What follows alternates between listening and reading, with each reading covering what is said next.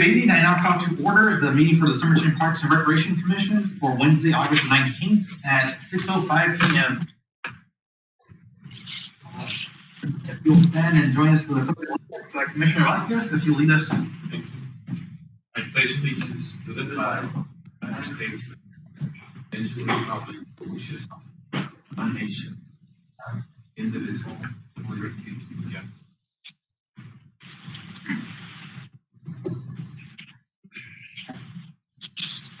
Thank you. I'm moving on to roll call. Commission Chair Cervantes, Present.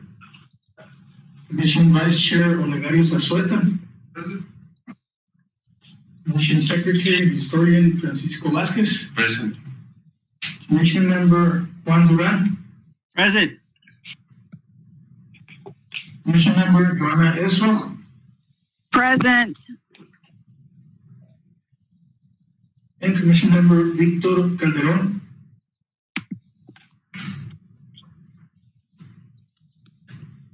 Commission Chair, we have a quorum. Thank you. Now we'll move on to call to the public. This is a time for the public to comment. Members of the Park and Recreation Commission may not discuss items that are not specifically identified on the agenda, limited to directing staff to study the matter, responding to any criticism, or scheduling the matter for further consideration and decision later. Do you have any members of the public? Seeing none, we'll go ahead and move on. Moving on to old business, recreation update. Good evening, Commission, Chair, Vice Chair members. This is Somerton Parks and Recreation Director. Currently, we've been working on putting together an action plan for reopening the facilities. We're trying to get ready for reopening whenever possible. We're looking into the CDC guidelines, of course, for reopening facilities. What we're going to do at the parks, for example, have the facilities sanitized twice a day, including the parked areas like playgrounds, ramadas, and of course having some protocols for the activities. For example, dugouts have sanitizer, have the CDC boards on the fields and the amenities facilities, and that's what we're concentrating right now. All the other projects are the services have been running as usual. For example, the service at the senior center, the meals are being delivered to the clients for their home. That's been a first. We've also been working on an update for the improvement districts for the next commission meeting. I would like to provide an update for the commission regarding the improvement districts. We're starting a process for the RFP. I'm looking to providing an update. That's an important project, so we're basically going to contract out some of the landscape services at the improvement districts only for right now. We have some funding coming in from the taxing part of this process, and it's basically $54,000 that we're going to work with for the whole year, and that's going to be a good help.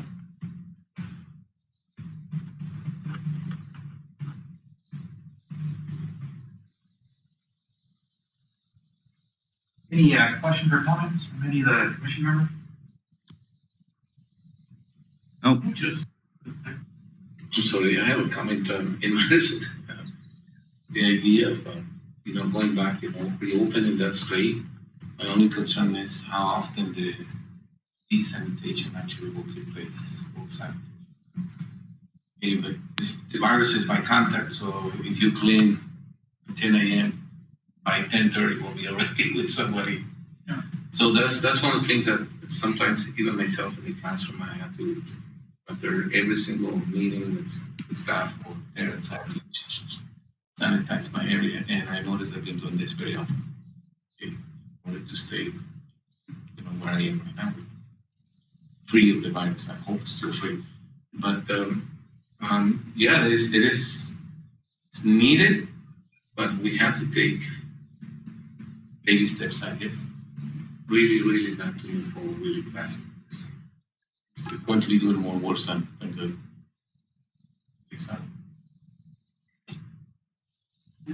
Yeah, and to follow up on Francisco's, yeah, we need to be careful and everything, but we also need to be conscious that these people, most of us, been indoors for this long, and that can also be a concern. I mean, if you've seen any of the numbers, like suicide, drugs, all that has gone skyrocketed.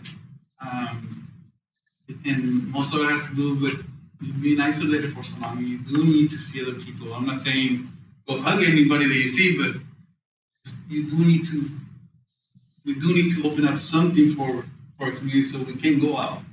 We can be in the parks. And the concern about being sanitized, I think us as parents, we know all of them. We are the ones that can take care of ourselves. If we know our kid's going to be in that swing, we can clean it up ourselves. If we know our kid is going to be in a certain area, we can take care of that. So, and I think if from us, from the recreational, from the city, we need to promote that. But, hey, we want to do this for you guys, but you guys have to be more vigilant. Yeah. You guys have to take a little more responsibility on that behalf.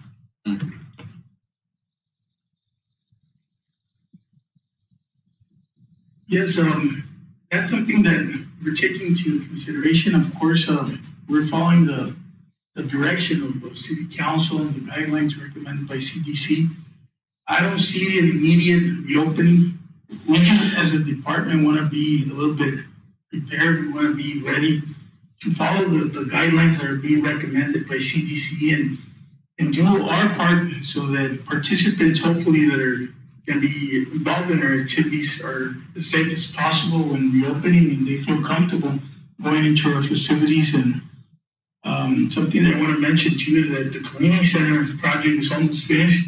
The whole interior improvements are basically 95% ready. The gym's going to be ready by next week. And it's just something that's going to improve the morale of that building. It's a symbolic place. It looks completely different. And as soon as it's ready, I'm going to send the commission some pictures, and we're going to do some promotion. It's going to be a promotional video. It's going to be something that's going to improve the morale of the people and show where we're trying to head with the department and our services and all that.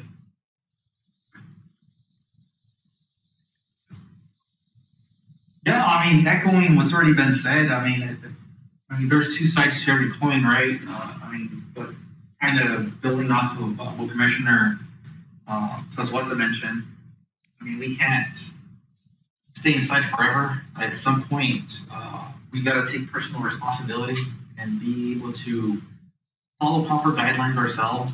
I mean, I know the city is doing its part to assist in trying to keep surfaces clean. And like Commissioner Vasquez touched on as well, him being a teacher, he does interactions with individuals on a daily basis. So he is cleaning the areas that he comes in contact with or others come in contact with. And it kind of would bleed over into a person out and about.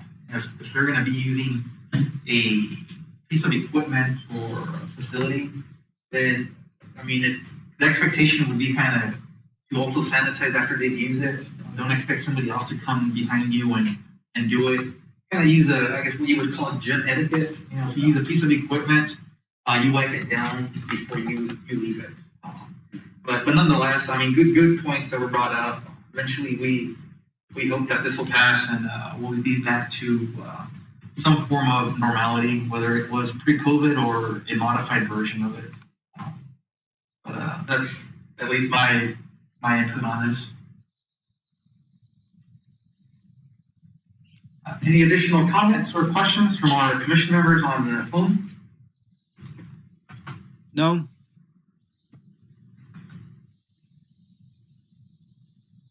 Okay, we'll move on to new business.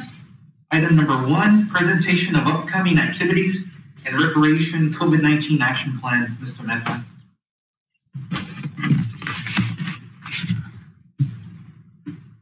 Sure, everybody else.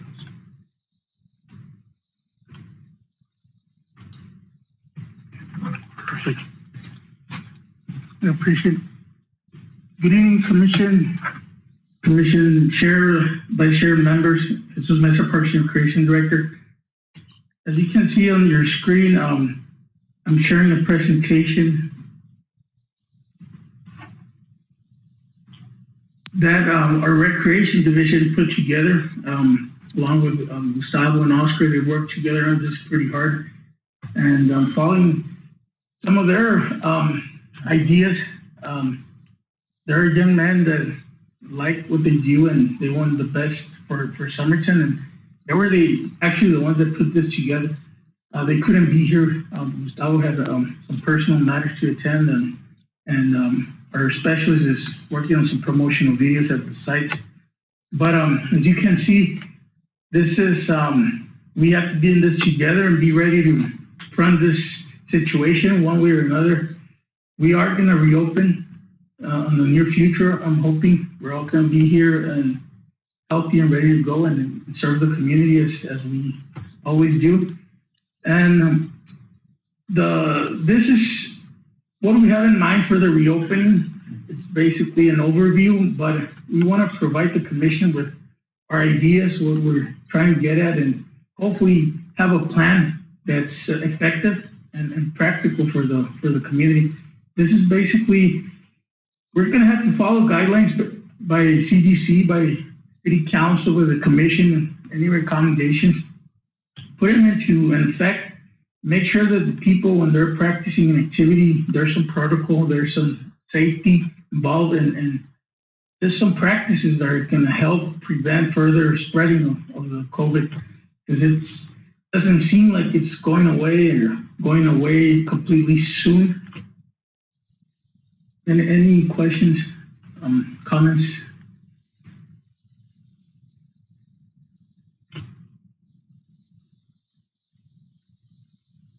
What should we do? That's the question that everybody has in mind around the world, and of course the county and the whole state. Of course, we're going to keep promoting the mask, even though if the order is in place or not. I mean, we're going to keep promoting it. It's a safe practice, especially when the kids are sitting close to each other and have some sort of interaction or contact. The sanitizer, we're going to make it available for the community. Our plan is to have some hand washing stations or hand sanitizing stations at the facilities, like the ball fields and all the amenities where the activities are going to be hosted. We've been working on a plan to have like containers, sanitizing containers at the disposal of the community. Have one for the guests that come into the activities, also not just for the participants, and have that situated in the different contact areas, and of course make it mobile. We're actually able to put it back into storing it after the activities. We don't want to leave them overnight because they're going to be damaged or stolen, and that's just reality of things. Hand washing, we're going to be promoting, and of course, like the commission said, have to promote the guidelines, have the CDC signs available for the people, visible, and so they're aware of the guidelines. Make sure they're sitting 6 feet apart. We're going to mark the benches. We might have to add more benches because if the recommendation is 6 feet. They're probably going to have to add some type of seating. We're thinking about some type of bleacher seating, add, like, for example, an extension of the dugouts and just mark the spaces. It's more convenient than having the chairs that are going to be a lot harder to swipe and clean and all that. Touching, of course, there's going to be some kind of social or physical contact when it involves activities. So that's what sports are. It's part of being in a physical activity. Of course, we're considering doing the temp checks, involving the coaches in these procedures. So they're helping us because it's a lot of kids, and just for true recreation staff, it's not going to be possible. So we're going to work with the coaches, try to get them involved in the plan, get some of their feedback, and that's what they're doing around the state and a lot of places in the world, just doing temp checks. If they're not in an appropriate condition, just have them sent home. That's what everybody's doing. Not everybody would in different places and businesses and things like that. And the city's going to continue to disinfect. We're not opening facilities per council's direction anytime around the corner. It's being considered, but we're basically going by the results or the effect that schools are going to have now that they're going back to school. You know, most of the schools here, the public schools in Somerton are doing remote learning, distance learning, and but they're going to go back to school sometime in towards the end of the year. That's the news, the direction we're hearing, sometime in October, November. If things go well, we'll go back to reopening. Council doesn't see the sense in having our facilities open if kids are already going to school and they're having that interaction. And the spread is, you could say, recommendable to reopen, or if it's a conscious effort, we're not going to reopen if we see that the cases are spiking up again towards the winter. And but if things are in good shape, that's the plan. Any questions or comments? We're the guinea pigs. It's COVID anyways. Today watching NBC, yesterday watching NBC News about Notre Dame University and other colleges, major colleges, actually suspended the classes because of last week, actually, the first in-person contact in some of the numbers, 97, 100, 300 people. It's incredible now they're talking about reimbursing the money for housing and things like that. How it's going to be done and all those things. So the formula hasn't worked yet. It hasn't. So yes, you're right. The district is contemplating. Maybe we're going back in October. Unfortunately, October actually marks the opening of the flu season. So now we're going to have something else to worry about it. We'll see how it works. So again, we need to take baby steps. We'll see what, because it comes to my mind, those recommendations are great. You know that the same policy was actually used in the 1970s with these guys. Before the 1970s, the Coca-Cola company, other companies, they used to recycle their bottles, clean and wash them off and whatever. But they were spending too much money. So they come up with this great idea. Hey, less than a cent, let's actually use plastic bottles. Okay, and they throw the responsibility back to the people. Okay, once you actually are done with this, recycle it properly. And the point here is, because of this social responsibility, it didn't work. Now there is 5 major islands in the oceans full of plastics. So what is going on with this COVID and the lessons? So a lot of scientists, people who specialize anthropologists, are saying the same effect. By placing the responsibility back in the people is going to get worse. It didn't work. It hasn't worked. Third world countries, first world country, it hasn't worked. It only works when people and the government and every entity works together towards a common goal. And right now, I think the city, the schools, everything working together, we're where we are right now. Thanks God, it's not out of our hands yet. It's not as bad as it is. But once we place the responsibility back to the people, you take care of yourself. You know exactly what happens. They won't follow it. It didn't happen last week. College parties and things like that, boom, now they're closed. To follow out a little bit what other cities are doing, because other cities are playing sports. What they're doing actually, they're broadcasting with their games. Yeah.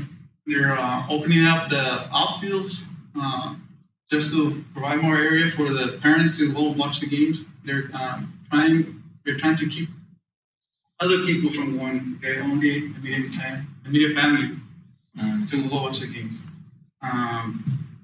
So those are little things, to listen to the crowd, to help out a little bit that way.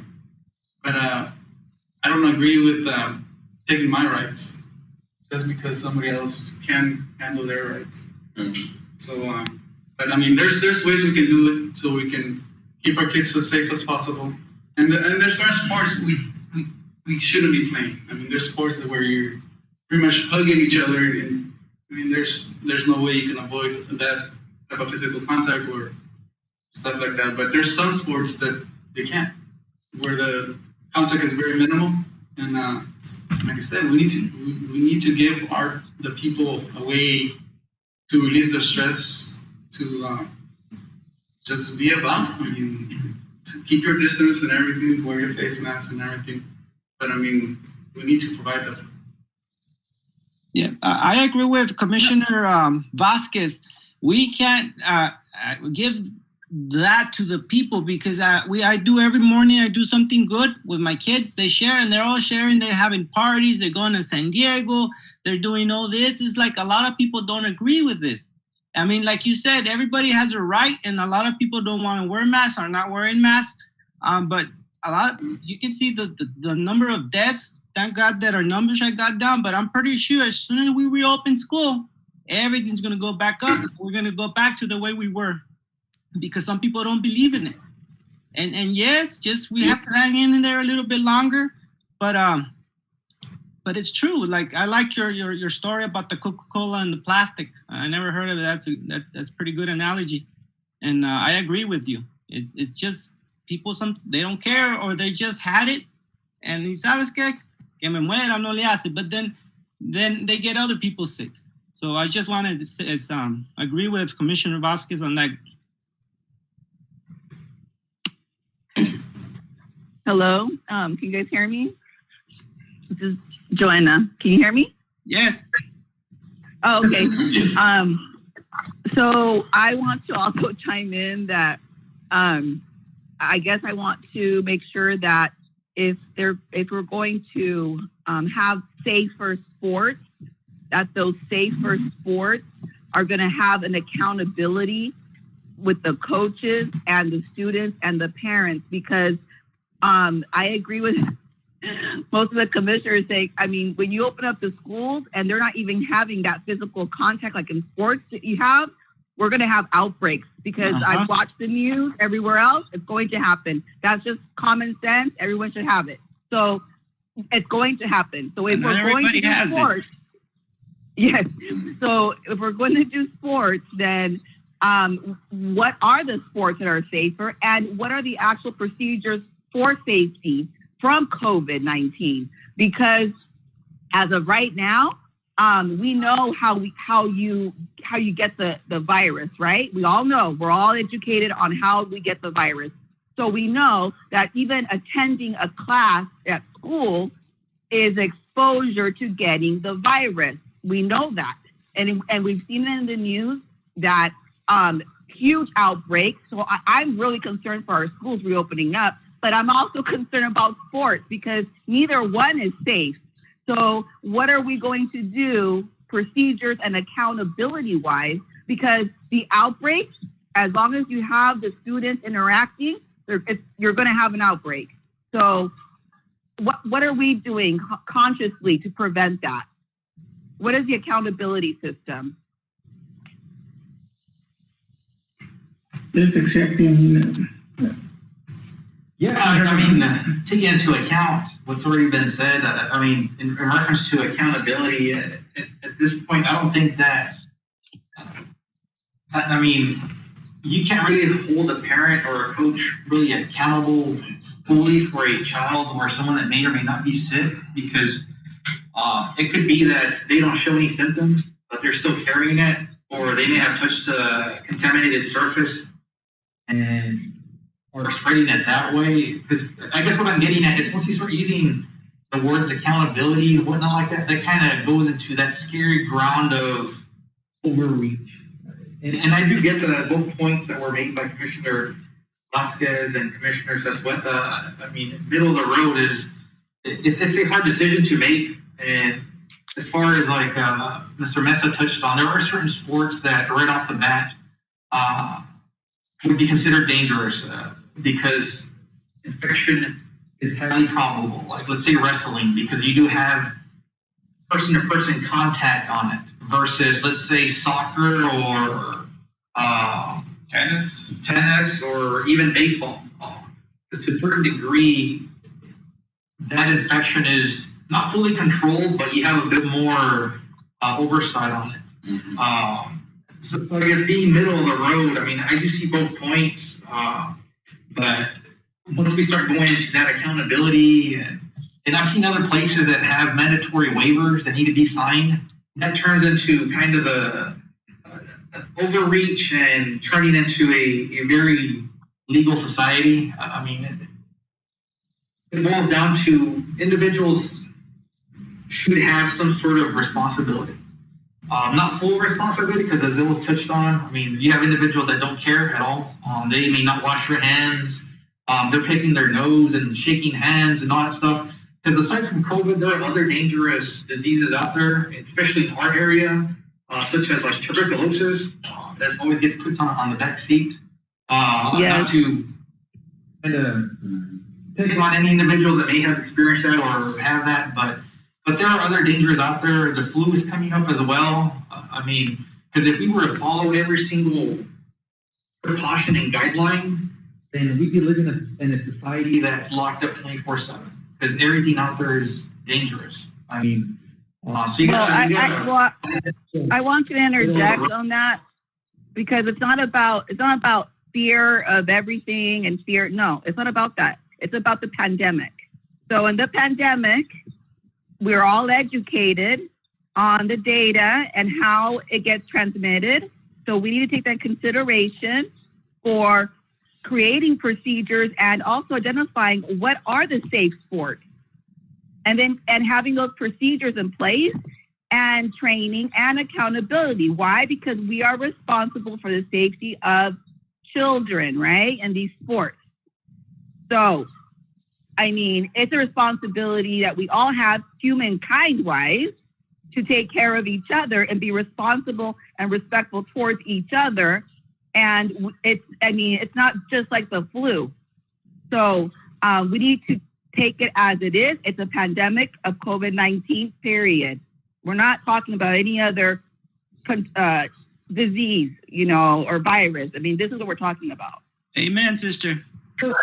Thank you. I mean, no one's negating the fact that it is a dangerous item out there, but at the same time, if sports open up and a parent has a fear that a child may get infected or sick, they always have a right not to have him participate. We can, as a organization, we can only have so many precautions and safeguards in place, but at a certain point, it goes back to a person, like if I had a child that I was fear, not fear, I guess fear is the wrong word, but concerned that they may come in contact with an individual who is sick, then I would hold them back, whether it was school, sports, or any public activity. Because you want to have those choices available. Because even like right now, as an example, we have various points of view. We're not going to be able to meet everybody's needs, but we got to find that middle of the road, junction where we are able to protect the community, but at the same time have those options available to them that they can safely use and explore facilities. And like I said, no one's negating the fact that COVID-19 is not serious or comparing it to the flu. It's just that there are many other items that may compound responses. As far as data, data is awesome, but sometimes it depends where you gather data from. Coming from the IT realm, data doesn't always paint reality, because it just depends who's processing it and aggregating it. But I just wanted to throw that out there. I don't disagree or agree either way with any of the points. It's just that we need to find that common ground to be able to slowly open some of our programs up, because you don't want to open up everything right off the bat and have a resurgence of infections. So are we going to look at and identify which of the sports are the safe sports, the safer sports that can be more controlled than other sports? Because obviously it's not going to be a controlled environment. So what can we do to make sure we maintain safety precautions within that sport? So are we going to identify those? Are they already identified? They would be identified by CDC guidelines, and that's up to the city and for us to discuss. But of course, it's going to be lower contact or not high contact sports like wrestling or boxing, things like that. There's no 100% safe sport. They all have their dangers, and it's a risk like any other physical activity. But we would basically go by CDC guidelines on which activities are lower risk than others, but they're all going to be a risk, and that's why we're working on a waiver, because we're basically piggybacking from what they're doing in the Phoenix area, that they started doing more activities earlier. It didn't go well for them, but they're all going through a waiver and the protocols for CDC and having those procedures in mind. But of course, there's always going to be that risk and the possibility of people coming into contact with the COVID. But right, we are going to have it open sometime in the near future. I'm hopeful we can do so soon. But I mean, that's not up to me. It's up to the CDC and the current situation evolving. We're hopeful that it's going to evolve for the best soon. But we can't really predict that, as history has shown. One of the major criticisms now for CDC is the fact that there are some news releases there that they don't seem to be very scientific base oriented. Okay, like it is okay to go back to schools. We know it was not actually the best decision right now. Okay, so I hope the decisions that are being made by CDC, will be based on data, research. And Joanna, you were asking about accountability. So it's hard. I agree with totally with both of you. I like outdoors. Don't take me wrong. I like activities. I'm always pushing my kids to go outside and run, jump, whatever. Yeah. But right now it's hard to understand the data, where it's coming from, and who's saying what, in order to make the best decision for the sake of the city. And for us, I will support the city council in the fact that as they seem to be very cautious in how we're going to be proceeding in the future with the next months coming up, and we need to be together into this. As long as we support each other, we commission and then as a council, then we can make the best decisions for the city. The management of the Parks and Recs in City Council and the Commission, we have an obligation as such that we have to oversee for everyone.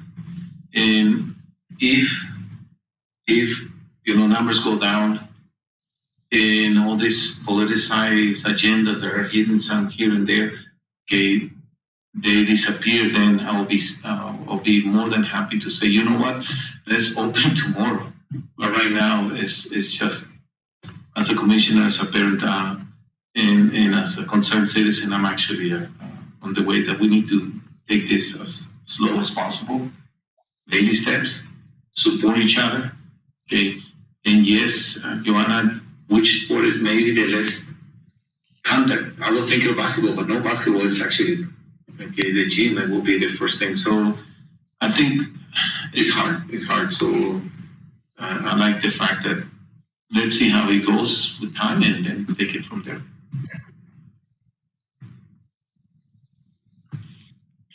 Move forward. There's no further questions or input.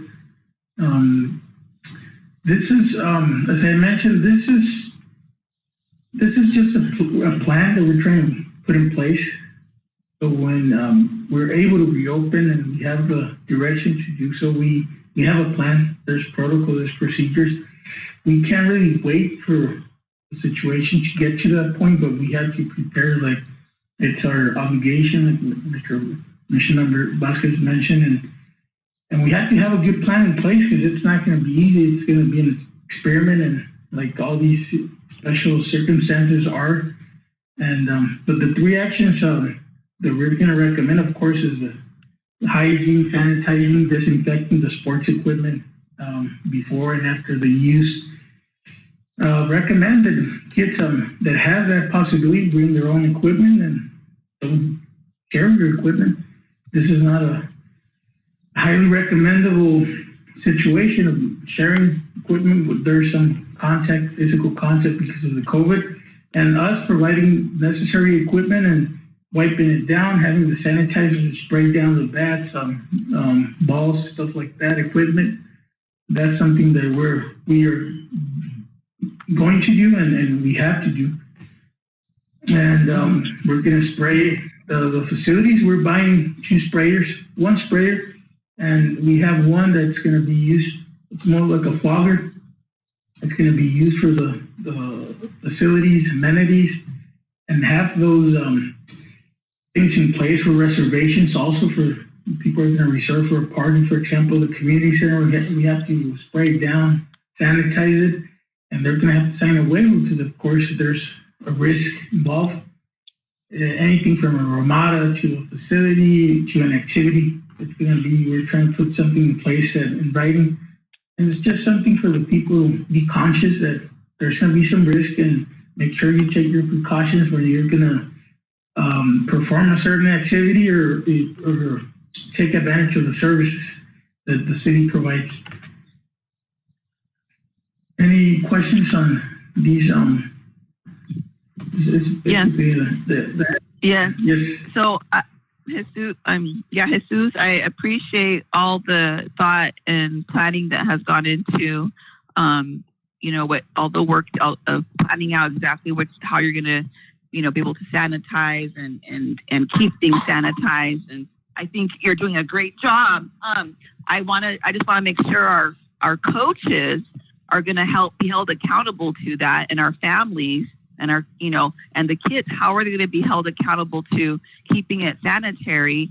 I guess that's the other part of it that I think, needs to be thought through, or I haven't heard your plans yet. I don't know.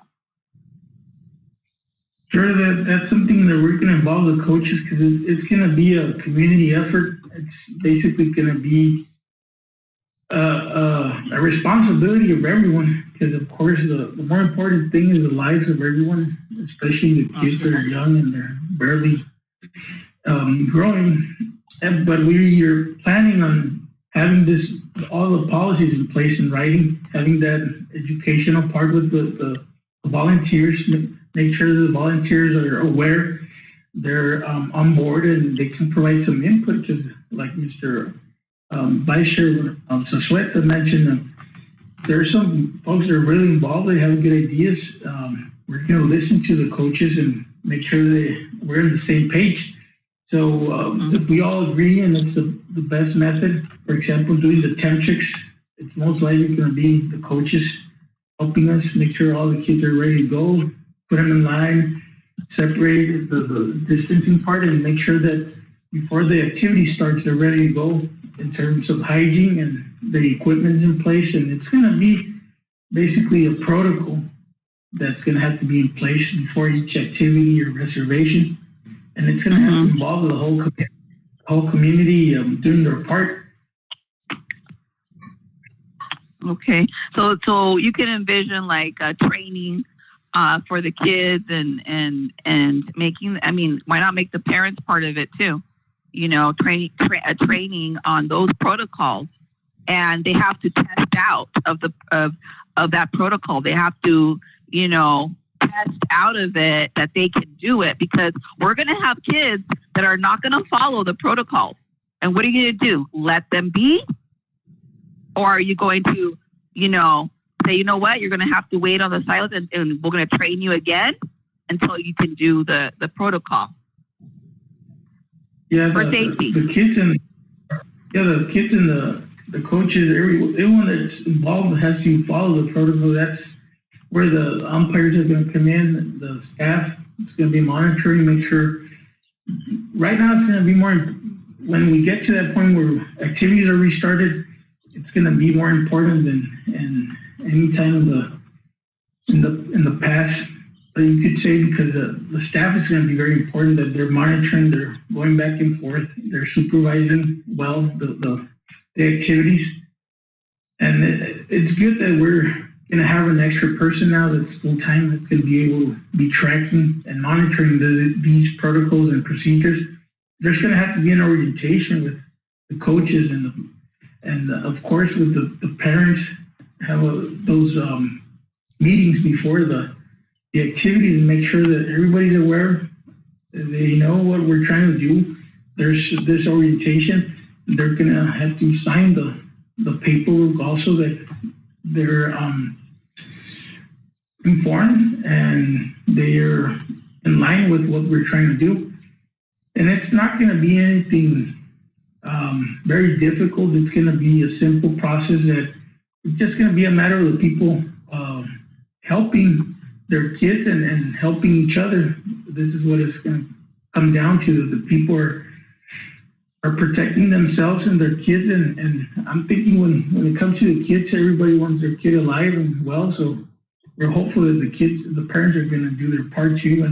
And of course, the staff is going to be monitoring the whole process.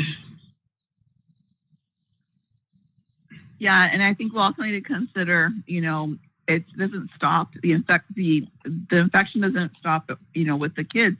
They are carriers, and they will. And if someone does get infected playing a sport, they come home to their parents, they infect their parents, and then the infection keeps on spreading, right, to the rest of the community. So this is a pandemic. So I know everyone wants to get out and live a normal life, with, and have sports, start up because you miss them. Obviously, we know that, but it's a pandemic. And in a pandemic, we have to just bite the bullet. And if we can't do something because it's going to cause deaths and illnesses, and more so deaths, I've had several people that I know personally die from it, my age, okay? So I take it very seriously. And I take it as a responsible adult, especially one that, has always been someone that takes care of, of students. I'm not going to, in my right conscience, just because a CDC guideline happens to change at one point, and even though our data in our own community is still, we're in the red. We're going to go green light. We're okay. No, we're not going to do that. If we're responsible, if we're educated and responsible. I agree with you. Even though we've had hard time getting enough numbers, I don't think we might even have the numbers to open up anything. I know me as a father, I'm not going to put my kids in any sports right now. My son was going to start cross country, and I told him no. ¿Sabes qué, mijo? No aguártate un año. We don't know the long-term effects on this virus that it has on kids. They might not show any symptoms, but right now there's been coming in the news that it messes it up in long term. We don't know exactly what it is. It's novice, so we don't know. So I'm not going to take a chance. I'm not going to put my kids in any sports. And that's just me being me. And I know not everybody's like me. Some people, they're having tournaments and they're playing and they're having practices at schools, at high schools, following the recommendations. But me as a dad, I'm not going to put any of my kids in sports. Not this year.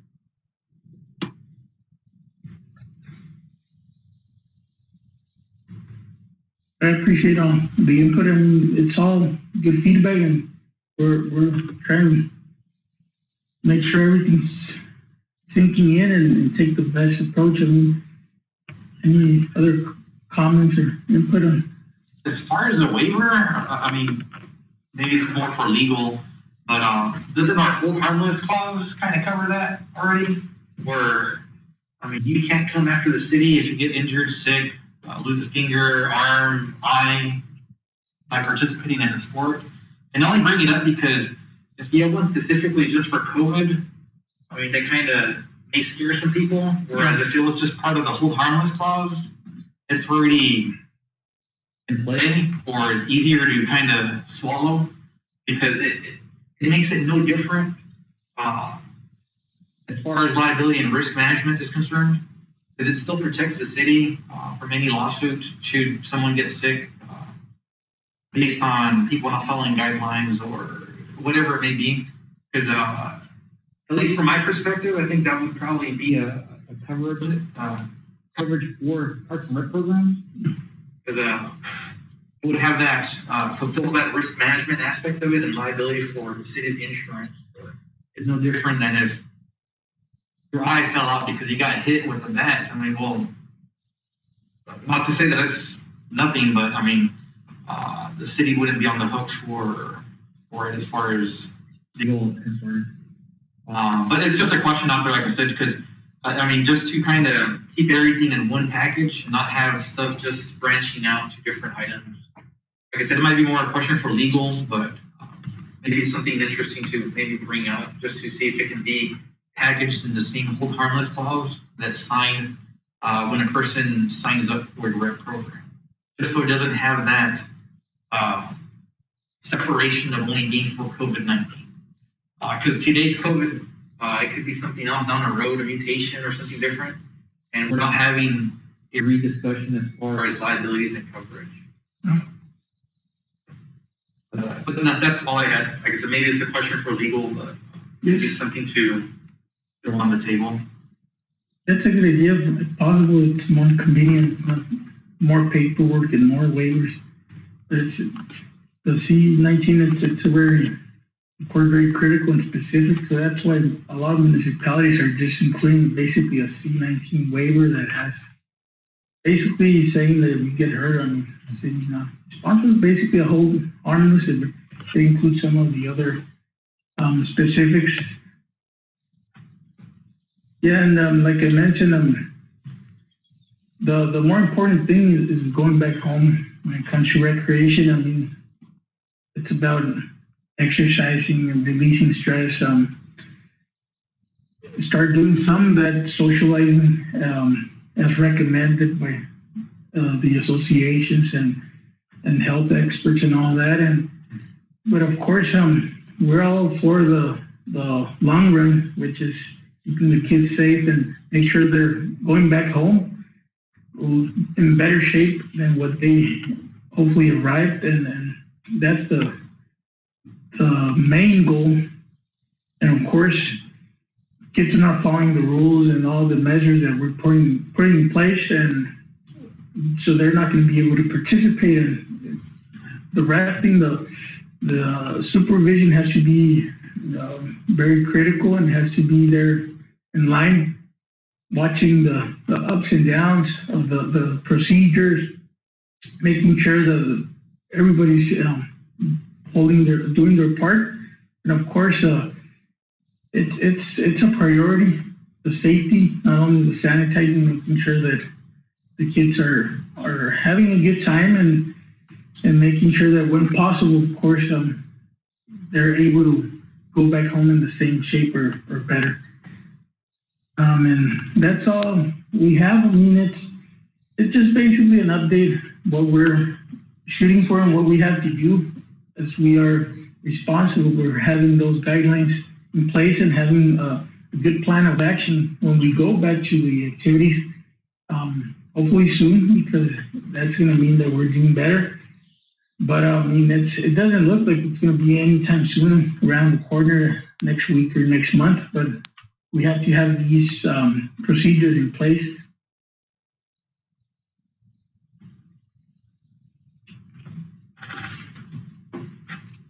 And yeah, it'll be an uphill battle, but I mean, as Commissioner Vasquez touched on, I'll use his phrase, baby steps. I mean, to a certain degree, we'll reach a point where we're back to some sort of normality, not fully before COVID, but at least to a certain degree where our numbers are completely down and hopefully the infection is under control. And this is one of the baby steps that you already have taken, having, the sanitizer, planning to have all those duties for the sake of the health of the public. So that was a great presentation by them. I enjoyed it. More informative, and I like the very last slide, which says that you, I, they, and we. Everyone plays a role into it.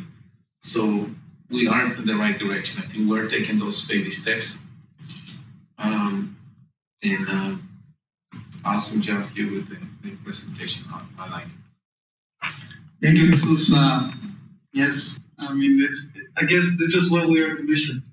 We need to point out everybody's a little bit of what other people are thinking, and I like it. I like that people have different opinions, different approach to it, but overall, I think you guys are doing a good job, Jesus. We do need to have a plan, because coming down to it, it's not going to be just us saying we can't do this. It's going to come down to, hey, this needs to happen, and we need to be ready for it. So, thank you, Jesus. Thank you.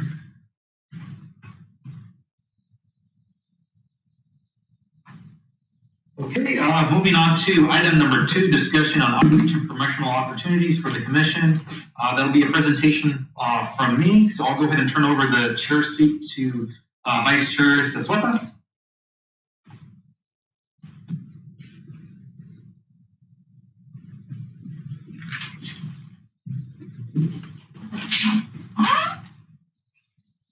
You want the PowerPoint or the?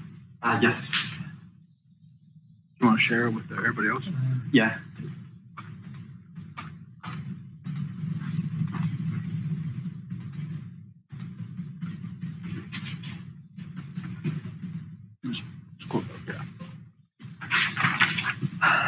All right, good evening, commission members. I have a quick presentation over our community engagement items. I know it's been a while since I presented. I believe the last time I presented was in June of 2019. So it's been over a year now in regards to our community engagement portions. Prior to being your chair, I was your, PR person, for a lack of terms, handling outreach and building our brand better than what it used to be. So I'm going to try to keep it quick and simple. By all means, if any questions do come up, feel free to ask. Don't be shy. I encourage questions because it does create discussions. So without further ado, let's go ahead and jump into it. So we do have our Facebook page. If you have Facebook, you probably, hopefully, are following it and have liked it. It's been online for actually a few years now. It went live December 19th of 2017. For those individuals that may be watching our live stream, if you want to find our Facebook page, you can always find it by going to @SomertonPRC or searching for @SomertonPRC, and you'll see it pop up. But nonetheless, the Facebook page was discussed back then in 2017 as a way to kind of create that newer bond of communication between us and the community.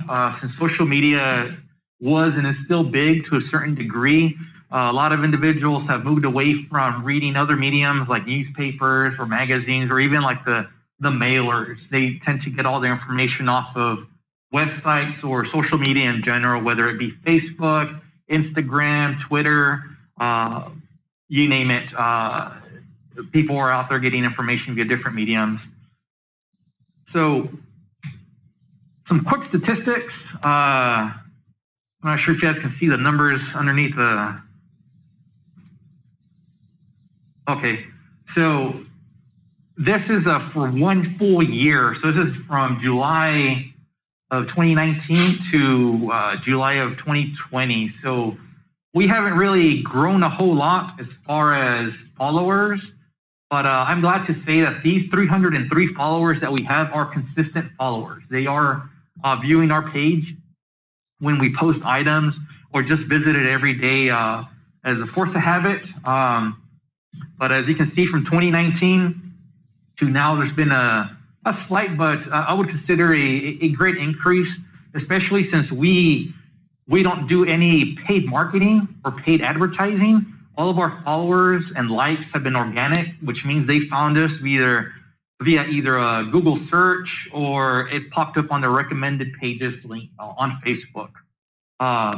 So yeah, 2019 we only had 176 followers, consistent followers.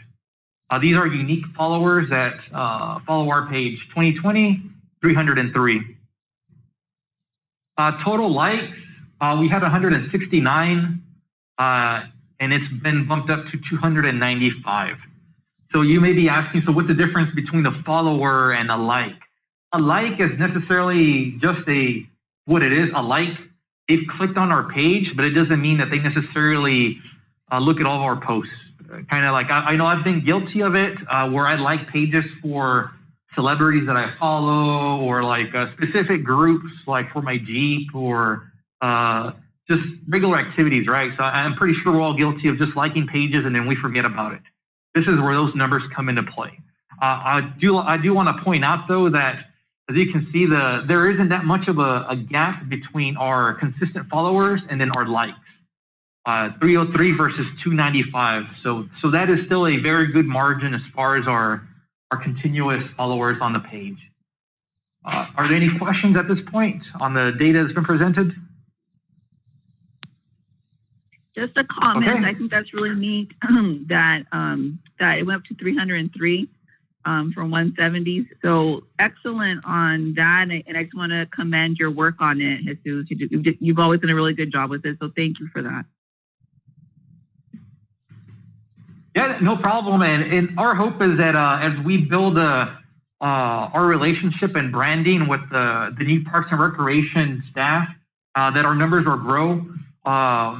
Because unfortunately, there's still individuals in our community that don't know that we exist or what we actually do. And I'll cover that later on in my presentation when it comes to kind of some opportunities that we have to kind of grow our branding, our organization, to get our name out there and what we do. So the next data set is more demographic information.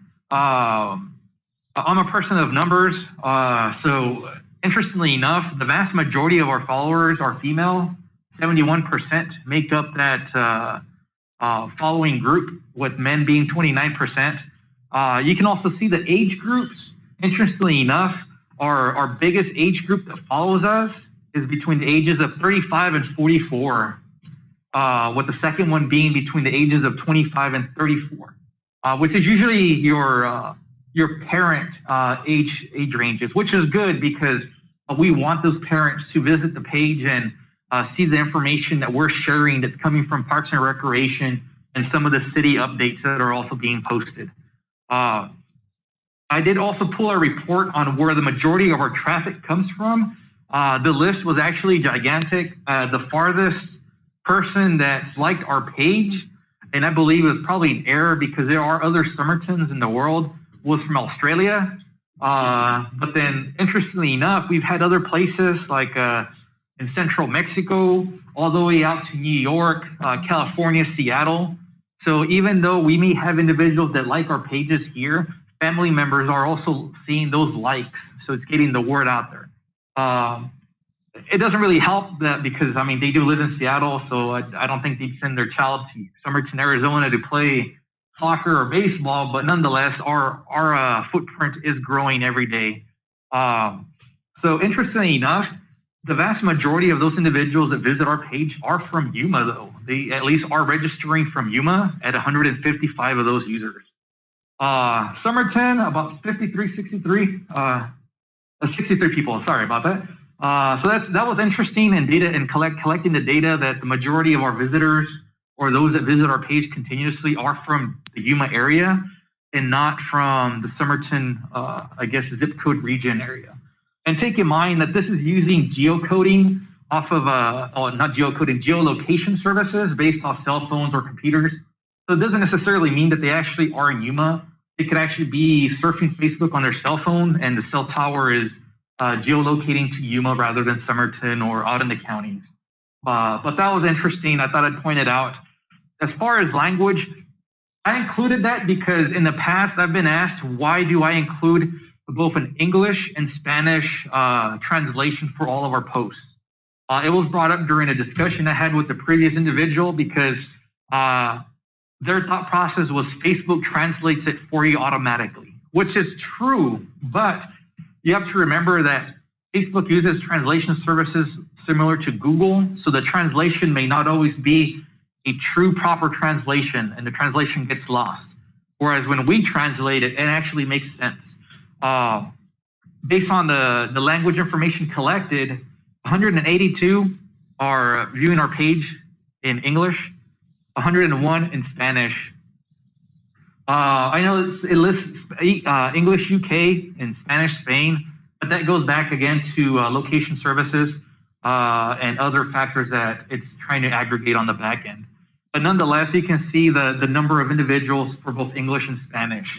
So that's why we do the pre-translation, I guess you could call it, towards both in English and Spanish. So they don't have to worry about translating it or worrying or trying to guess what it says.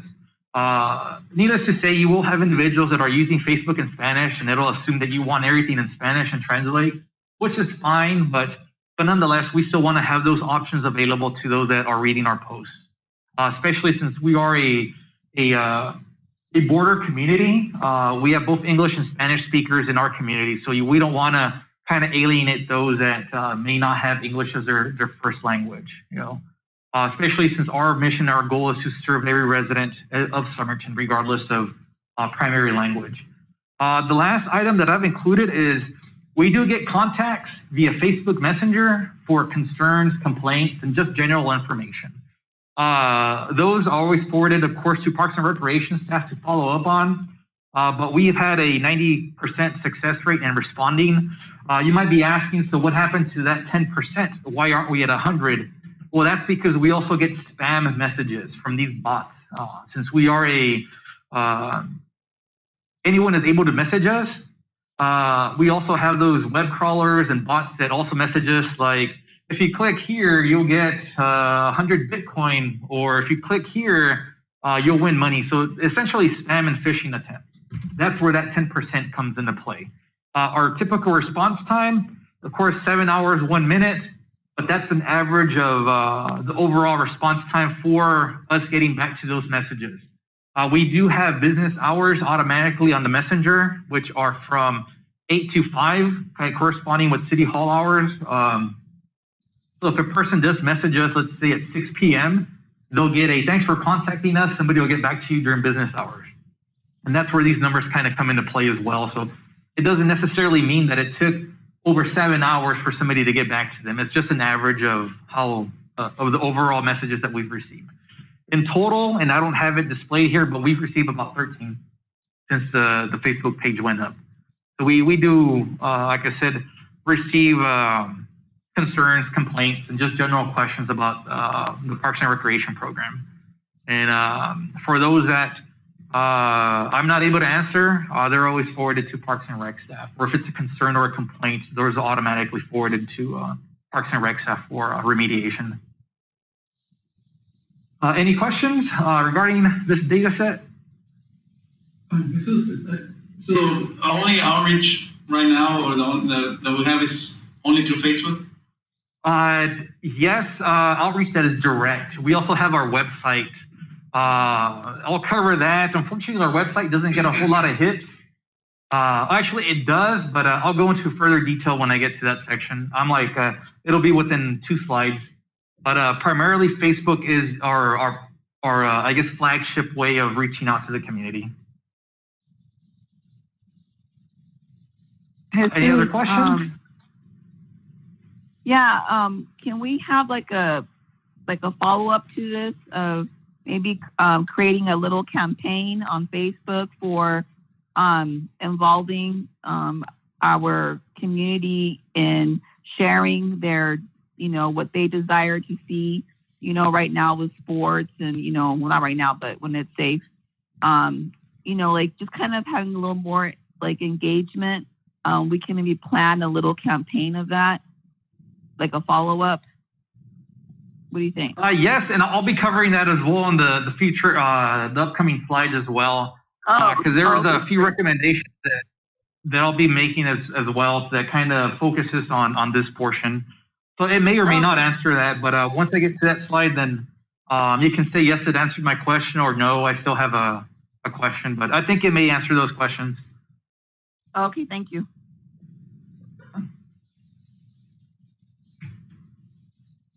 Okay, so in the works, as far as our Facebook page is concerned, of course, update the cover photo on top. This is going to go back to a little bit of what you were inquiring about, Commissioner Israel. I'm going to open it up to the community so that if somebody out there has a photo that they'd like up there to be our banner for the year, they can submit it, and we'll present it here, and we'll vote on it to see which one kind of would be awesome to have up there. So I'm still in the process of developing some of the basics on it, because we're looking for a photo that'll highlight the community and Parks and Rec. As you can see, this photo that I took is actually from the northeast corner of Somerton by the golf course. At that time, I just needed some sort of placeholder. Unfortunately, I never took any better photos, so that's why it's been this way. But that'll be one of the items that will be coming down the road, so we can have some community involvement with, because I know we have a lot of talent out there when it comes to photography. And even if it's a drawing as well, I mean, I'm not going to discriminate on that. If it's awesome, it can be submitted too, because it'll be a banner, and that'll be like I said, displayed on our Facebook page for the year, or we can even make it like quarterly if we do get a bunch of submissions. But that'll be one of the items to kind of engage with our community again. I simplified the meeting reminders. Once again, if you follow us on Facebook and compare the meeting reminder for this meeting versus the one for last month, it was a bit cumbersome. So I kind of modified it and made it simpler so that if somebody's scrolling through the Facebook feed, they're not presented with a whole slew of information that they need to read. So with everything in social media, simplicity is key, because everyone is scrolling super quick, trying to see what's on their feed, what friends are posting, celebrities, pages that they like. If they are following us, I made it simple enough so that, hey, meeting reminder, we have our meetings every third Wednesday. Our next meeting is so-and-so. And I also provide the YouTube live link, so they can also watch our meetings online. So that was one of the other changes that is actually live. I know I said it's in the works, but I went ahead and activated that for this session. And of course, the big one, and I'm happy and proud to bring this up, is I'm currently working on getting our Facebook verification badge. It's that little blue dot that you see on Facebook pages that identifies an organization as being true, legitimate, and they are who they are, so that there is no question about it that Somerton PRC is the Somerton Parks and Recreation Commission, and that is not the Somerton Parks and Recreation Commission from Philadelphia or the one from Australia, that it actually is us. And what that allows it to do, it allows us to kind of be bumped up in searches.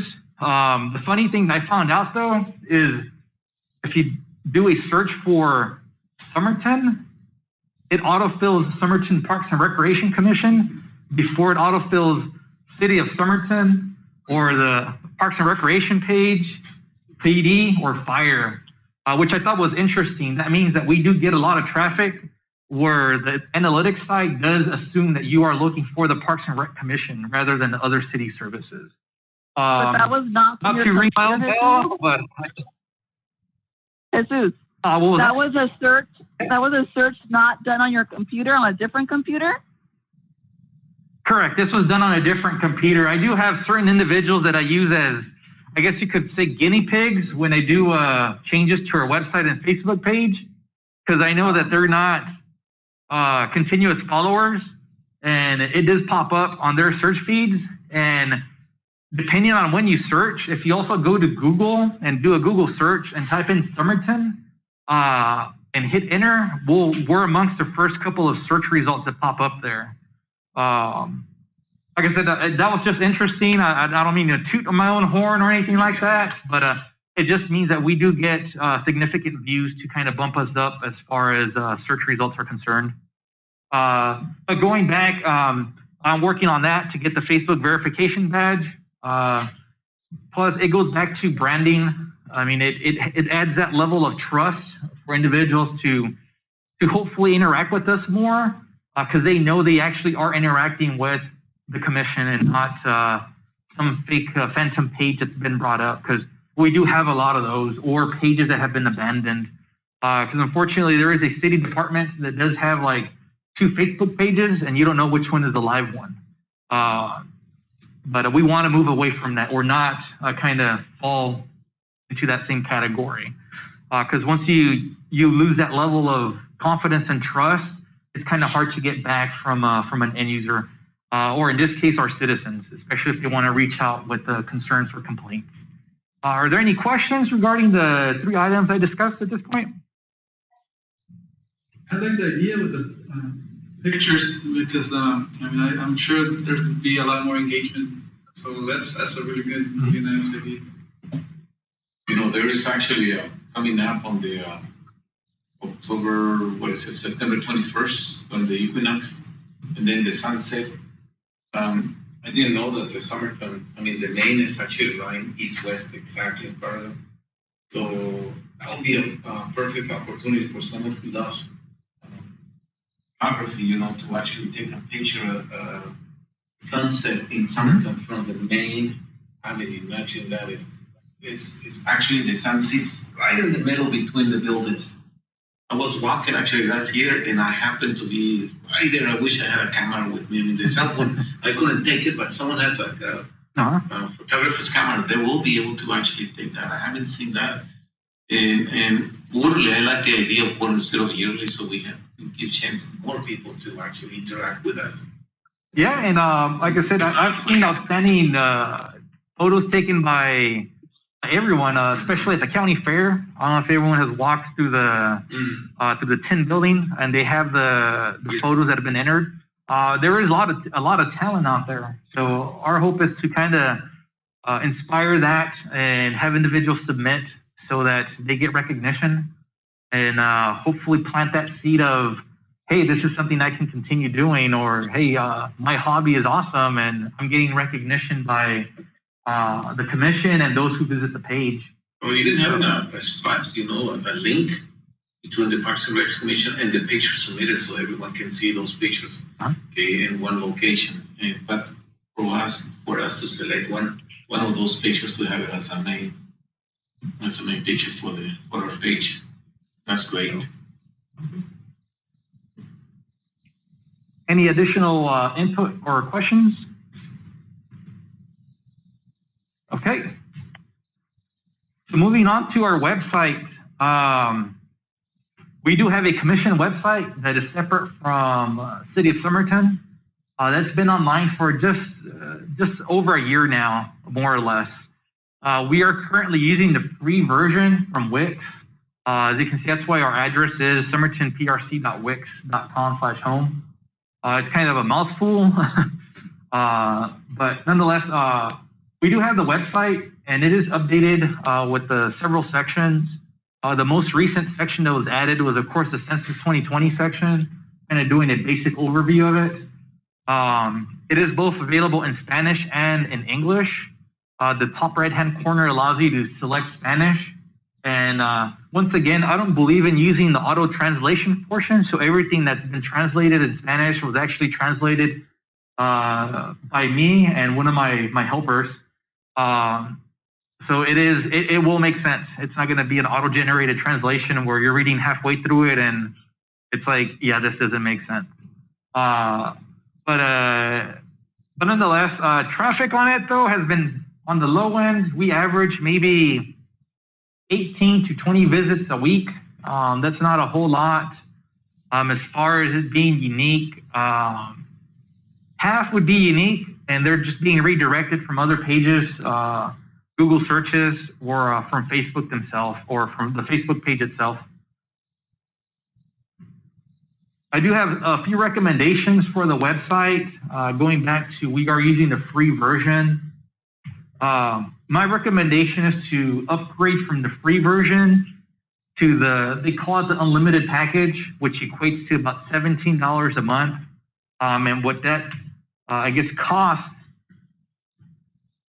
it would be to $204 a year to upgrade our website license. And you might be asking, well, why? I mean, we've gotten this far with the free version. It's true. Free version, of course, is free. That is always the key point to be made with products like that. But in paying, we get these other items. We get a custom domain, so we will no longer be somertonprc.wix.com. We would be, hopefully, if nobody beats us out, it'd be somertonprc.com. So it would remove that additional subdomain of Wix. It would also remove the ads that pop up on our website on the corners and on the bottom by Wix. And of course, it would allow us to create domain-specific mailboxes. So in this case, these are a few that I envision if we were to move forward with it. One is concerns at, and then our web domain. That would allow the community to email concerns or questions that they may have directly to us. We currently have a web form on the website itself that allows you to do that, but it's going to an Outlook.com account that was set up. That was just for registration purposes. But personally, I think it would look a bit more professional if it was coming from an actual domain that we own rather than the generic Outlook.com or Hotmail.com. The other one is public comments at domain.com. Public comments kind of being for those members of the community that cannot be here in person because of the whole COVID situation or even beyond that, where they would be able to submit a question or comment that we would address during the call to the public section. And we would have some stipulations, of course. The comments would have to be in the inbox an hour prior to the meeting starting and whatnot, kind of similar to what the County Board of Supervisors has. They do have a public comments email address that citizens are able to email their concerns, questions, or discussion items during the call to the public section. And of course, our yard of the month, have a specific email address for that would allow me to create a distribution list to send out anything that comes in to everybody so that it's not just stuck in the mailbox till it gets checked. I tend to check the mailbox at least twice a day, but at this point, a specific mailbox dedicated directly for Yard of the Month would allow to forward those entries to all the commissioners at once so that as time allows, you guys would be able to visit those properties or submissions. And of course, the last one being the admin at domain.com, just so that once again, it looks a bit more organized and professional. And it's not information coming from Outlook.com. Nothing against Outlook, of course, but once again, it goes back to that branding. We want to harness our brand, our reputation, our name out there so that it does make sense. It doesn't look like we're just running a ragtag, run-of-the-mill type of organization or group. Because, I mean, free is awesome, right? But, you know, if you want to get out there more and solidify your image, you sometimes got to spend a few bucks. In this case, it's $204 a month. And this is just like I said, an action item that I wanted to present. We don't necessarily have to take action on it today. I do know that Wix sometimes does run specials where they do have, like, if you purchase today, you'll get 50% off for the first year. So we can always wait for that. But I wanted to give you guys a monetary estimate on it, of what it would be if we were to decide to go with it today. So with that being said, it is an item that I'm seeking direction and discussion on. So I'll turn it over to the commission for discussion. And if you have any questions, by all means, feel free to bring them up. Jesus, I have a question. Will it be easier for you to work on it if we pay? Yes, it adds all those additional items. And then what I envision is revamping the website as a whole, because right now, it's fine the way it is, but some of the feedback that I've gotten back from some of my test subjects is that it's too, Plain. what's the word I'm looking for? Plain? Yes, it's too bare. And yeah, it's too plain and bare. And then some of the other feedback I got is navigating the website. Sometimes it's confusing because you got to go and click on the More button on the top right-hand corner. Then that'll kind of display the whole submenu. So yes, it does allow for better management of the website. So this kind of is like a PowerPoint, kind of. When you have to press more, when you press more, you go to the next slide. So it's kind of like that. No, not really. It's just the way where the menu is. It does require a bit of navigation, and kind of going to one of my points I made earlier. We want to make it as simple as possible for people to get to the information they're looking for. So whether we move forward with this or not, the website will be redesigned, and that'll be presented to everybody and to get feedback on it. The biggest ones for this, going to the paid version, is getting that domain that's specific to us so that we don't look like we're being cheap, I guess, for a lack of words, and using the wix.com subdomain.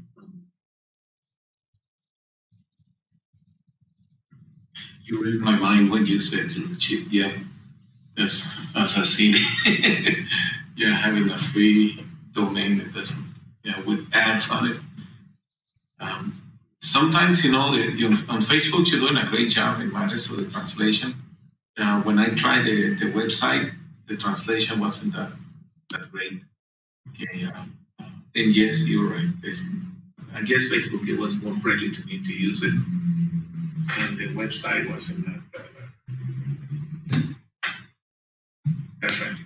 Or easier to use. Yeah, and that's what we're looking for, is that ease of use, to make it easier to find information and kind of grow it out.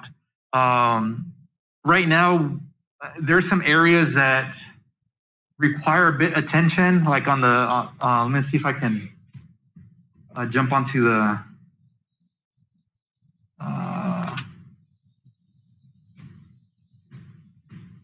the website real quick. Where's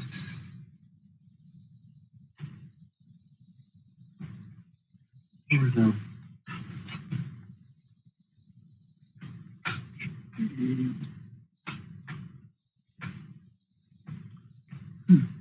Where is it? Somerton. It's right there, but there it is. Can you share an announcement? can you guys see the website?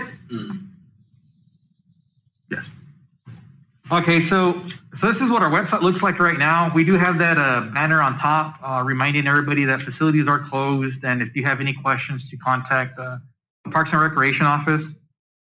We do have that wonderful welcome, and giving that friendly, I guess, extension of a handshake, virtual handshake to anyone that visits our website. The areas that I was talking about is these right here, like the Did You Know segment. Initially did have some steam where we had like unique items, like the 100-year birthday for City of Somerton, or tobacco-free zones, kind of a bit more background information on that. And of course, our community fishing program, which has gained a lot of popularity recently. I know that when I've ridden my bike at Council Park, we do have tons of individuals out there fishing, which is awesome to see, because prior to that, you really never saw people fishing out there. You saw people just, I guess for lack of terms, acting a fool, throwing rocks and just being malicious.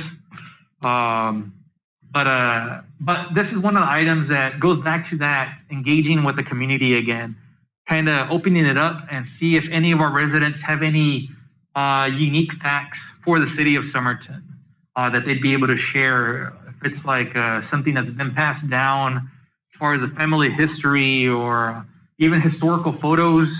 I know I've searched for some and have pulled some from the Historical Society Facebook page. I'm not sure if they're still active a whole lot, but they do have certain areas of or articles of interest or posts of interest. But this will be another aspect that is going to be opened up to the public so that they can also start sharing that that information with us. And it goes back as well to the paid version that I'm seeking, because the paid version also allows for an increased storage space. Right now, we are kind of reaching the halfway point of storage on the website because we have lots of images. Going with the paid version, that'll allow us to kind of add more multimedia to our website as we have initiatives grow.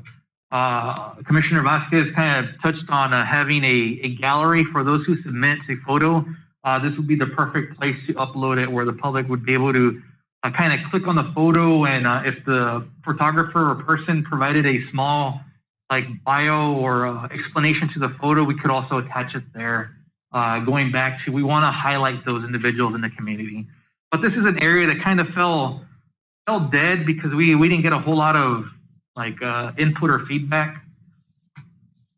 The other areas do get some traffic. We do have the flag program, of course, weather, yard of the month. This kind of outlays the whole program. It has the brochure and rules, and of course the online nomination form, which I am happy to say we did receive one, and I do have some information that I'll be sending to all the commission members, so that as time allows, you guys can go take a look at that property, and hopefully by next meeting we can vote on it, and we'll have our first yard of the month candidate and selectee. But this is the online submission form. Earlier in my presentation, I covered the get a hold of us type of web form, and it's all the way towards the bottom. And it's right here. And this is, again, similar to what I envisioned with the concerns@domain.com, where individuals can submit any sort of information they'd like the commission to look into, or concerns, or anything like that they'd like us to forward to Parks and Recreation, should they not be able to reach Parks and Rec directly, or feel that their concern is not being addressed appropriately or in a timely manner. So far, this web form portion has not been used. No one has submitted any items using this one here. The only traffic that I've received, of course, is for the Yard of the Month program, and it's been a single submission. Of course, we have the meetings and agendas.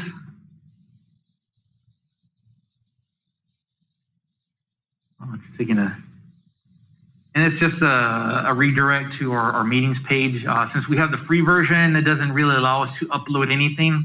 It's just more of a placeholder. And of course, prior to COVID, we were really involved with community donations and sponsorships. This section kind of lays out the frequently asked questions that are usually associated with those donation requests, like the amount, who can apply, and items of that sort. But I guess circling back to answer your question, yes, it would allow for better management of the website as a whole, and kind of trying to spruce up the site a bit, because it's clean, but it's a bit too clean, I guess you could say. And navigating, of course, you'd have to come over to more and then jump here. Census 2020 was added as its own group there, only because there is a big push to complete it. And of course, it has the information that's been provided by the Census Bureau on how to submit your reply, items of that sort, in a few videos.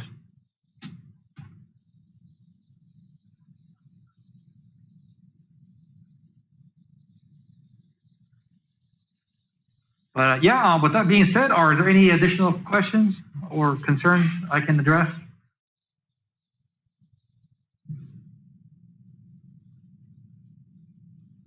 Mr. Chair, and not being any more questions or concerns, thank you for your presentation, and thank you for keeping us out there via Facebook and our hopefully new website pretty soon. Yeah, And this is just for this portion, though. I still have one more slide. So this was more of a consent item to see if you guys wanted to wait till there was more of a special, so we can use that to purchase it, or to purchase it as is at 204 for the first year. I'm seeking direction on that from the commission at this point. Okay. And how often do you receive like notifications like of the price, like once a month or? Usually it's on a monthly basis. So if at this point I would have to wait till next month to see what they would come up with, because since we have that Somerton_PRC at Outlook email address as our domain admin account. That's where all the notifications get sent to, and I usually check the box maybe twice a day or so, maybe sometimes more. There's nothing going on, but so we can go down that route. We can wait for it, or we can identify the cost of at this point, because it's not going to exceed 204 regardless of the sale or not. We can identify the approved amount of no more than 204. And then postpone the purchase till a later date if need be. But nonetheless, I mean, that's the amount that was quoted. It does include all other fees and whatnot, so it is a 204. But nonetheless, I'm seeking, I guess, guidance from the commission of how to proceed. We can postpone for now till we get better pricing, or move forward with an amount not to exceed 204. I'm just curious, in I guess the procedure of it, isn't it something that we need to add to agenda to be able to vote on it, or is it something that we can do now? I mean, I don't know, because it is the agenda item under discussion of outreach and promotional opportunities. It is part of the identified agenda item. At least from my perspective, I'm not sure if, but if need be, there is no rush. We can always have it be a separate agenda item, and by then we may be able to what's it called, take advantage of a certain sales that are in place. So if that's the direction that's given, by all means, yeah, we can go down that route, because that'll allow us that leeway to maybe save some cash on it. Yeah.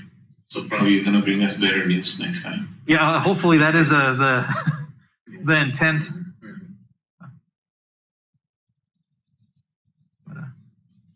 So from my point of view, I like that idea to actually see. You seem to be optimistic, and you know more than I do. I'm a caveman in matters of websites. Never had one anyway, so if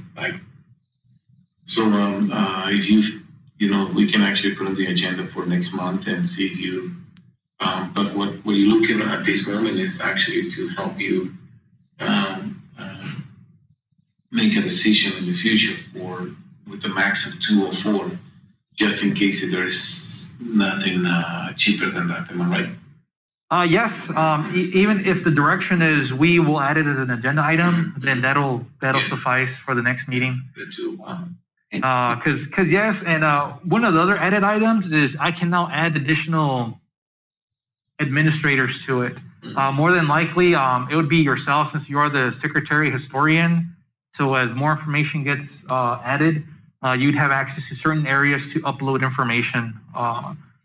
Or even if we had individuals that are responsible directly for Yard of the Month or the photograph area, then you'd have access rights to those areas to manage that site. Still, of course, keeping to the branding, but nonetheless, it'll open up the doors for additional administrators, just so it doesn't all fall on me and I get hit by a bus, or I don't win the lotto and leave. I don't take everything with me. So at this moment, I guess your direction is, I mean, my advice is to actually wait until next month. and then actually put it as a whole business, and included the 2004 as a maximum, just in case, 2004, 204, thank you for the correction, just in case if there's nothing there better. Yeah. You guys want to fund it for multiple years? I'm open to that too, but I'm not sure if I'll be here that long. But cool. Thank you guys, and because hopefully next meeting I'll have better numbers, and we can proceed, and we'll start revamping our community outreach portion. The website itself, it's still going to be reworked regardless, because it doesn't require monies to be thrown into it. So hopefully by then I'll also have some sort of template or beta website that you guys can see and see if that's something that is better than we currently have, what we currently have. Cool. Any additional last comments or questions before I move on? And I only have one more slide, so I said I wasn't going to keep it long. So the last item is engagement opportunities. Of course, Yard of the Month. We've been piloting that for several years now.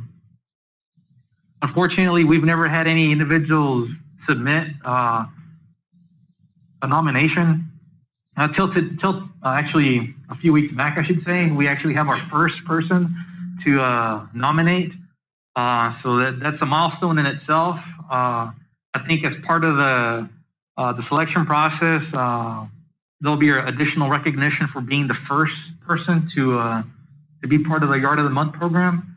Hopefully word gets out. So that's one of the engagement opportunities. I'm not going to really dive into further detail into it because I think you guys are sick of me talking about it.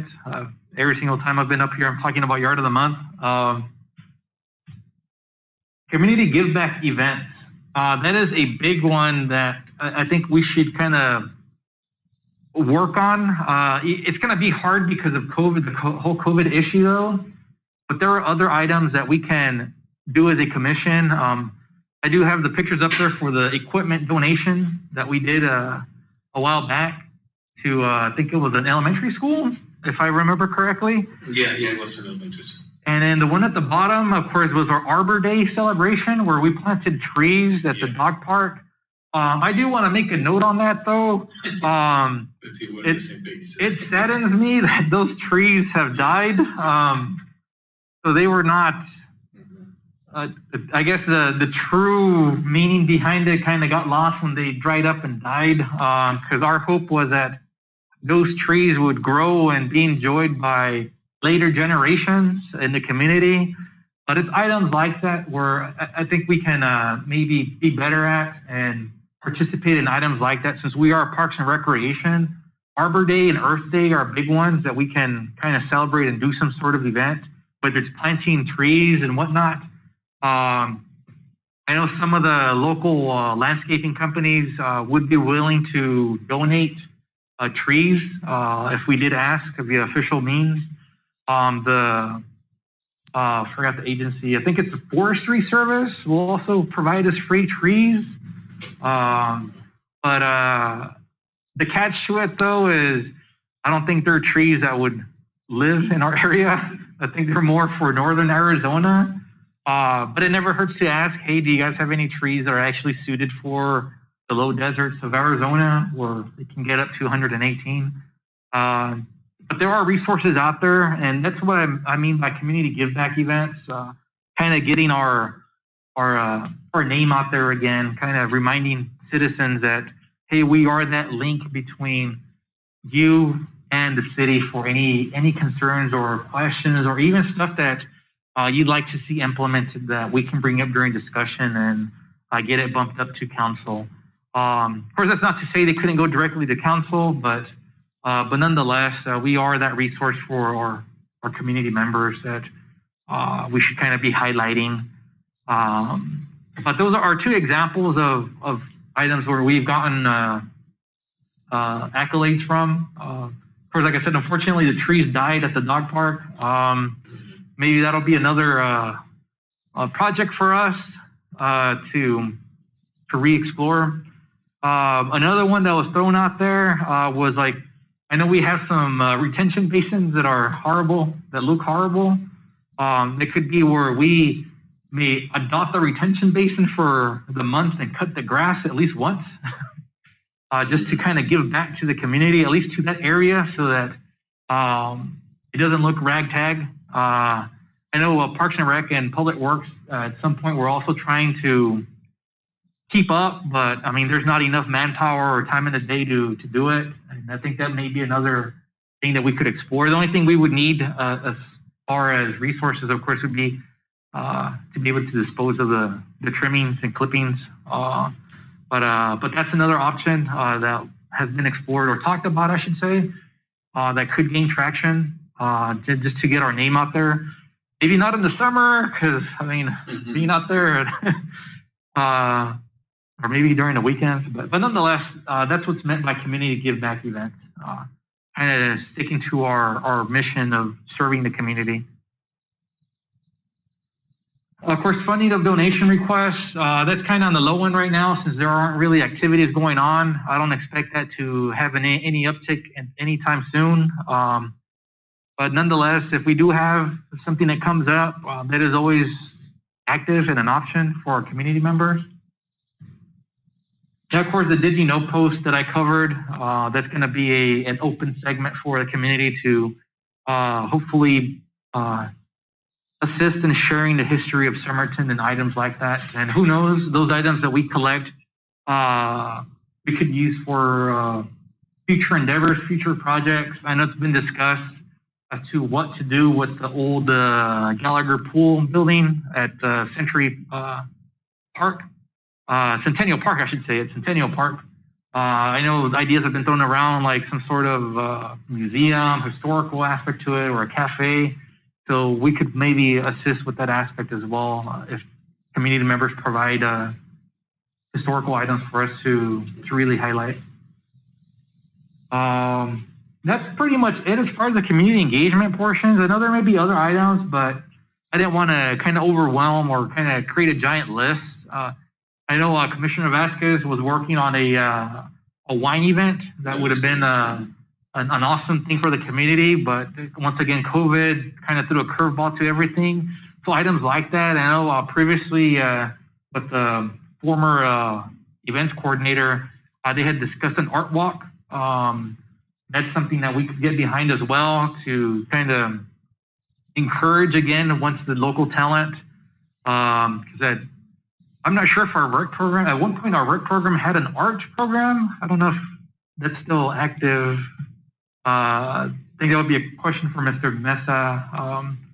Yeah, the Equestrian Center doesn't have an active art program right now. That's one of the priorities So to add on the services there. So it'd be something like that to hopefully spur that train of thought again and bring it back to Somerton, because there are tons of items out there that kids can do. I know when people hear Parks and Rec, they always assume it's sports, but it encompasses more than just sports. It's supposed to help the youth of the community and hopefully help them achieve their bigger goals by planting that seed of success, whether it's building that confidence level, molding them to be tomorrow's leaders, or, I mean, the possibilities are endless, but you have to take that first step and encourage it. And that's where Parks and Rec as a whole comes into play. But nonetheless, are there any questions or comments regarding the engagement options or opportunities?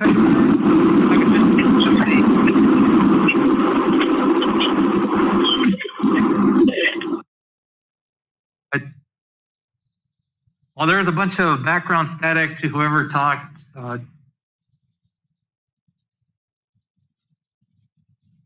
No? Okay. With that being said, then, thank you. That concludes my presentation. I know I do talk a lot and move my hands, but all comes with the territory.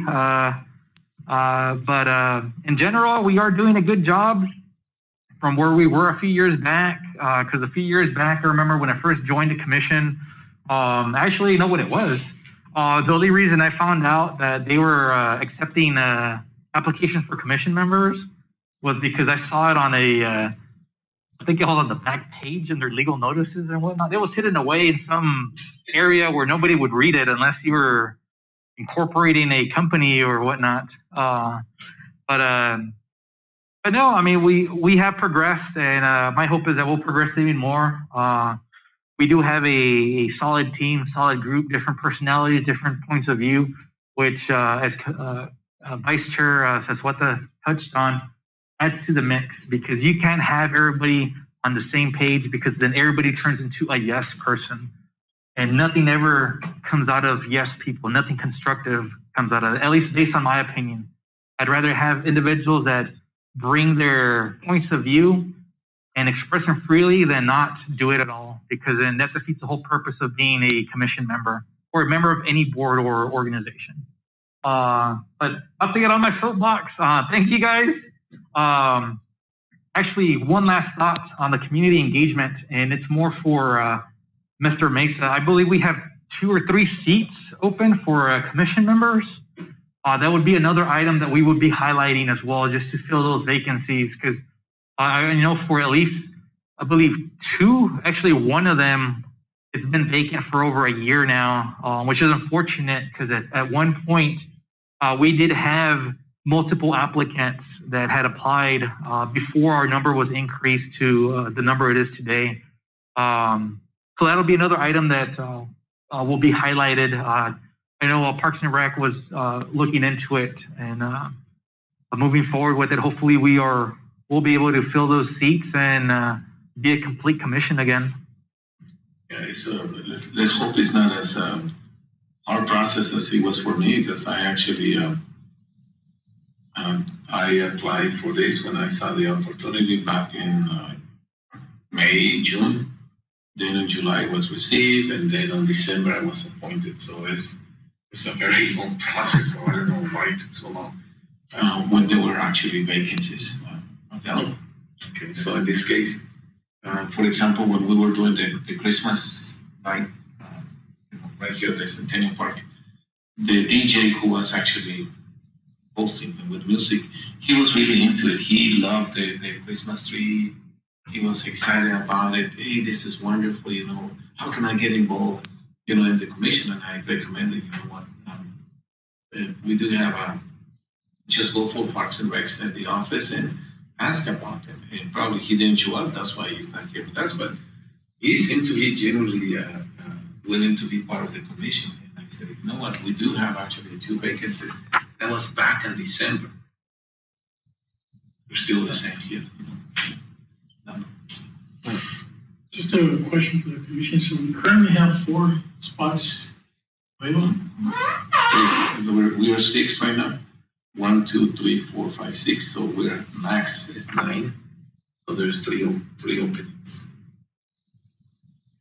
Correct. Yeah, we are a commission of 9. So the commission like for us to move forward with an open call to candidates, start working something like that, with a flyer or some type of call for. Whatever actually expedites the process. I know the city council actually goes to the city council, but to help them get this process expedite, because I think right now we're, at the beginning when I joined the commission, yes, you're right. I had this sense that, whoops, what am I doing here? They're pulling their own. And now we're doing a lot of things together. Okay, we're pushing, we're supporting each other. We disagree, but once we settle for something, then we move forward. And that's the beauty of it. Okay. Bringing more monies to the commission, more items to the commission, things like that. So I think there's a great window of opportunity to have new flesh on board, and hopefully they come with their ideas. And everybody brings their own hat to the table in matters of, I can do this, I can do that. And I like that as the way you were trying there, adopting a basis. That would be a great idea. I have seen that actually. Remember words that I have seen the limit. It's adopted, and I said, what, did the city limit? Like you know, like adopt a street or things like that. That's great. It's not fun data. Just touching a little bit on what you said, I think for any new members, when you were trying to come in, I think a bunch of changes were happening at that time with their commission, just not having a director, somebody coming in, somebody leaving, somebody. So I think that slowed down your process a little bit. When I come in, I submitted my letter and I got lost actually. So, but then they asked me, hey, I thought you had submitted a letter. It's like, yes, I did. So that's the unit, we just forward again. And I think my process took about 2 months. And that's having a letter lost somewhere in there. So I think things are just having to fall in when a lot of changes were happening with the commission and with the parks itself. So we'll see, hopefully, like Victor, I mean, he's probably our newest member, and I don't think it took him that long to get in. It's just that time. Yeah, I mean, we'll add it at the recommended items for agenda portion. Let me close out item number 2 under new business. I have no other items on the agenda. We'll move on to current events update and recommendation for agenda items for the next meeting by commission chair, commission members, and or Parks and Recreation staff and director. So we'll start off with Vice Chair Saswata. Well, like we talked about your presentation, this was, I think we need to add that as an agenda item, have a vote, and to see if we would like to fund that, to have our own domain. And I don't think we need to have an amount described right now, but I mean, we can do that next meeting. Any additional items? I have no items for next agenda. And then Commissioner Vázquez? Yes, definitely to recognize the year of the month. We need to start somewhere, and I think we're in the right direction. Since most of the people now is indoors, so at least let's give them a reason to celebrate. Okay, and I've seen people actually outside, neighbors across my street, you know, now that I'm at home more often than ever. In the morning I see them, you know, trimming, cutting the grass, trying to, and that's a good thing. So on the prior meeting, I said, okay, I will volunteer to at least get 5, but then I started thinking, if I get 5, and somebody else, I was thinking somebody will get another 5, will be having 10 yards, so I decided to do only 1. But if you know somebody, you know, just I do what I do, I just do the walks, and I've seen my neighbor actually, as I said, she's retired or whatever, so let's start somewhere, so please put on the agenda, you know, as part of the process here. You have pictures I submitted to Jesus, that you can see them or you can visit the property yourself, and then we'll take it from there. And by the way, Mr. Sherry, you did an awesome presentation in your reaching the public. Unfortunately, I had plans, more plans. We had plans actually, but all this happened and we were like stuck. So, you know, more fundraising and things like that. But it is what it is. Oops, I shouldn't say it is what it is. It's politically correct now. But good job in doing this awesome presentation. Commissioner Duran?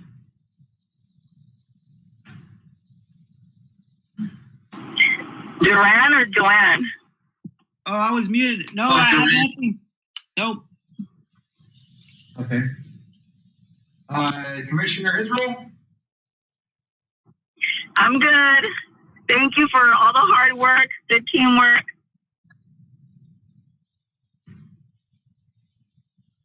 Cool. And then, Mr. Mesa, any items for? I want to add an item for an update on the improvement districts and the process in relation to contracting out for landscaping services. And I'd like to also add to review the department logo that we're working at right now, and just the promotional items and for outreach that the department wants to do in the near future. And just have a logo ready for the commission to provide some input or accommodations. That's it. Okay, and then I did forget one item, and it's funny because we were just talking about it before we went into the current events area. I'll continue the discussion regarding the 3 open seats for Parks and Rec Commission. And with that being said, are there any final comments or questions from any of the commission members? Okay, seeing that, I now adjourn the meeting for the Somerton Parks and Recreation Commission at 8 o'clock. 8 o'clock. Thank you, everybody. Thank you.